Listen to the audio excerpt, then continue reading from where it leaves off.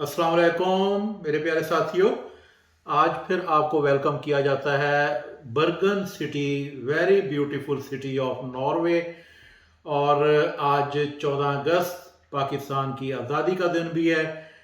और इस आज़ादी के साथ मैं आपको अपनी लाइफ का एक बहुत ही सीक्रेट पार्ट शेयर करना चाहता हूँ। वो है कि मैंने शुगर से कैसे आज़ादी हासिल की। ये कोई इतना मुश्किल साबित नहीं हुआ और इंशाल्लाह आपके लिए भी मुश्किल नहीं होगा अगर आप खुदा न खास्ता इसका शिकार हैं। इस वक्त पाकिस्तान में 3 करोड़ 30 लाख लोग डायबिटीज़ का शिकार है और ये आबादी का 26.7% बनती है। बहुत ही हाई फिगर है। अगर हम थोड़ी सी कोशिश करें तो हम इससे छुटकारा हासिल कर सकते हैं। मैं मेडिकल डॉक्टर नहीं हूँ और ना मैं आपको कोई ऐसी एडवाइस दूंगा, क्योंकि ये पेशेंट टू पेशेंट वेरी करता है। मैं एक रिसर्चर हूँ और रिसर्चर होने के नाते मैंने इस पर रिसर्च की और कोशिश की और अल्हम्दुलिल्लाह मैं इसमें कामयाब हुआ। और आप भी कोशिश कर सकते हैं, लेकिन किसी को ब्लाइंडली फॉलो मत करें। मैंने भी किसी को ब्लाइंडली फॉलो नहीं किया, लेकिन मैंने एक डॉक्टर हैं, डॉक्टर खालिद जमील, उसके मैंने लेक्चर सुने हुए थे, लेकिन मैंने अभी उसको फॉलो करना शुरू नहीं किया था। फिर मीनवाइल मुझे पता चला, जब मुझे डॉक्टर ने बताया कि अब आपको मेडिसिन और इंक्रीज करनी पड़ेगी। मैं पहले 5 साल से मेडिसिन ले रहा था और मेडिसिन के साथ भी कभी ये कंट्रोल हो जाती थी, कभी फिर बढ़ जाती थी और फिर एक स्टेज आई कि ये फिर बढ़नी शुरू हो गई दोबारा मेडिसिन के बावजूद भी। तो डॉक्टर ने कहा कि ये प्रोग्रेसिव डिसीज़ है और आपको medicine over the time increase करनी पड़ेगी। तो सच्ची बात है, मुझे तो बहुत गुस्सा आया और मैंने रिएक्शन में मेडिसिन टोटली स्टॉप कर दी। मैंने बहुत बड़ा रिस्क लिया। मैं रिकमेंड नहीं करूंगा कि आप भी इस तरह का कोई रिस्क लें, लेकिन बहरहाल मैंने स्टॉप कर दी। 3-4 महीने तक मैंने कोई मेडिसिन नहीं ली। हाँ, अलबत्ता फूड में कुछ एहतियात ज़्यादा शुरू कर दी, लेकिन उससे कोई ज़्यादा फ़र्क नहीं पड़ा। फिर मीनवाइल मुझे डॉक्टर खालिद जमील के लेक्चर सुनने का मौका मिला।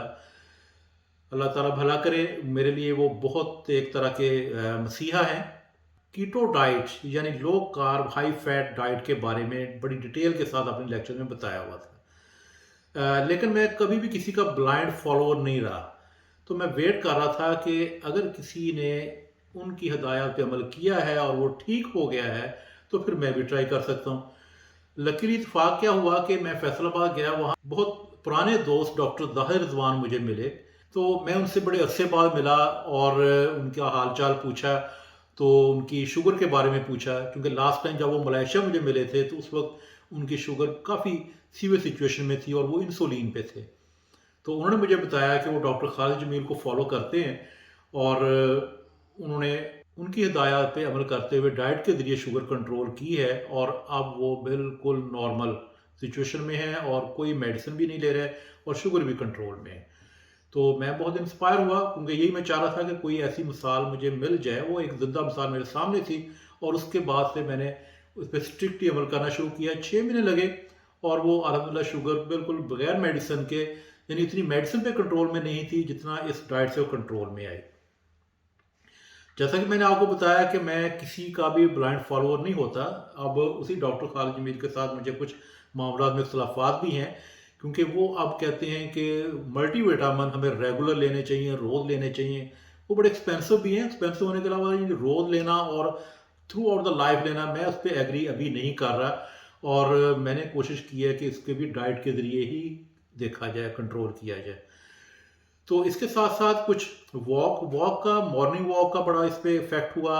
अगर हम मॉर्निंग इवनिंग दोनों टाइम वॉक कर लें कोई 4-5 किलोमीटर, यानी बहुत ज़्यादा अपने आप को मुसीबत में डालने की ज़रूरत नहीं है। अपनी एज के मुताबिक हम जो भी हल्की फुल्की एक्सरसाइज कर सकें, अगर नहीं कर सकते तो वॉक कर लें, तो वो भी सफिशेंट है। यानी हर एक का पर्सन टू पर्सन वेरी करता है। जैसा कि मैंने आपको बताया, मैं अपना एक्सपीरियंस बता रहा हूँ और मैं ये कभी नहीं कहूँगा कि आप एग्जैक्टली मुझे कॉपी करें।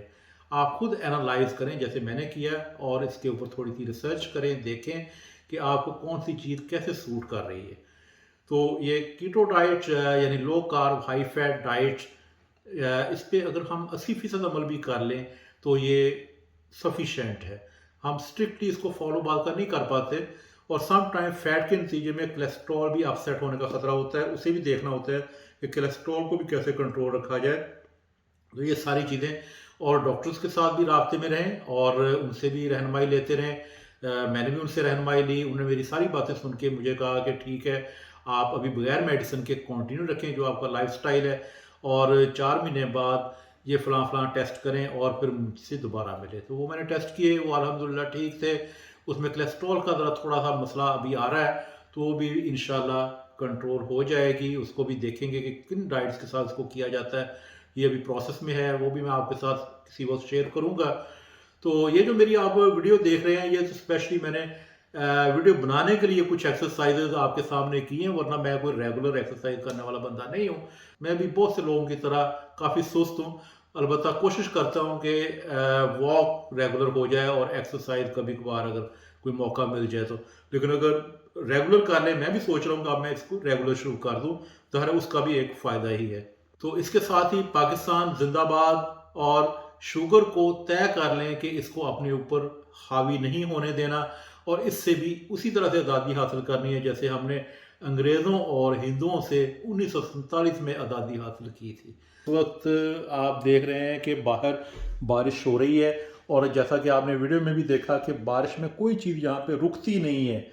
یہ میرے کمرے کا ویو کوئی اتنا بہت اچھا نہیں ہے، میرے ساتھ جو دوسرے ساتھی ہیں ان کو بہت اچھا ویو ملا ہے، لیکن اس میں مجھے فائدہ یہ ہے کہ کمرہ تقریباً ساؤنڈ پروف ہے اور باہر سے شور شرابہ نہیں آتا. جبکہ میرے ساتھیوں کے کمروں میں شور شرابہ بہت آتا ہے، کبھی میوزیکل شو ہو رہے ہوتے ہیں چونکہ یونیورسٹی کے اندر ہیں ہم، اور اس میں آج کل ان کا سیمیسٹر شروع ہونے والا ہے، اس سے پہلے انہیں موقع دیا جاتا ہے خوب ہلا گلا کر لیں. تو آج کل ہلا گلا کے موڈ میں ہیں سارے. اس کے ساتھ ہی میں اجازت چاہتا ہوں. ٹیک کیئر، اللہ حافظ.